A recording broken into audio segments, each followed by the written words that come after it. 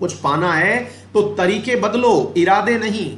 अगर सपना देखा हुआ है कि मुझे किस एग्जाम को पास करना है और उस एग्जाम के अंदर कठिनाइयां बहुत आ रही हैं, मान सकते हैं हम कि किसी विद्यार्थी को, जैसे मान लीजिए कि हम बात करें यूपीएससी वालों को, तो यूपीएससी को किसी किसी वाले विद्यार्थियों को किसी एक सब्जेक्ट में दिक्कत आ रही हो। एसएससी वालों की अगर हम बात करें, सर हमें इंग्लिश अच्छे से नहीं आ रही है।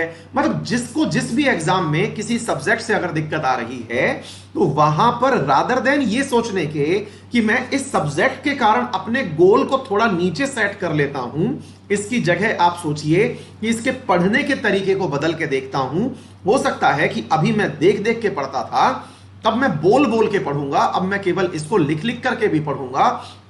आप अपने आने वाले जो चैलेंजेस है ना, इन चैलेंजेस को एक्सेप्ट करिए। और एक सबसे बढ़िया बात जो है, मैं अक्सर क्लास में सुनाता था और अभी भी मैंने एक सेशन लिया था नेपोलियन बोनापार्ट के ऊपर, तब भी मैंने क्लास में बताया था कि जब भी कोई चैलेंज आपको दिखाई दे, उसे सेलिब्रेट करिए रादर देन उसको चैलेंज को बड़ा बताने के, उस चैलेंज को सेलिब्रेट करिए। कहते हैं कि एक बार नेपोलियन बोनापार्ट आल्प्स पर्वत की चढ़ाई पर जा रहा था, तो रास्ते में उसको एक बुढ़िया मिली और उस बुढ़िया ने कहा कि तुम जिस तरफ जा रहे हो, यहां से आज तक कोई लौटकर नहीं आया, यानी कि जो गया वो मर गया।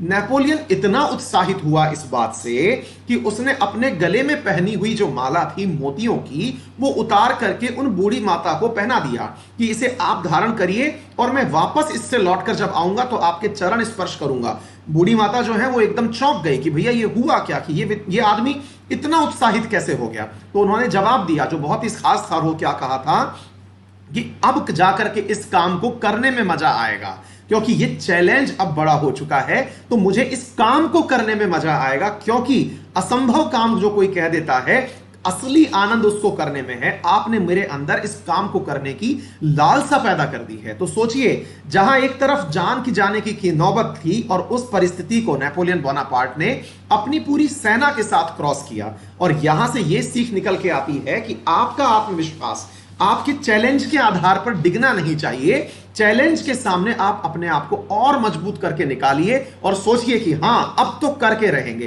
किसी ने मना कर दिया कि नहीं हो सकता, खुद ने मना कर दिया कि नहीं हो सकता, फिर चैलेंज तो बढ़िया वाला बनता है।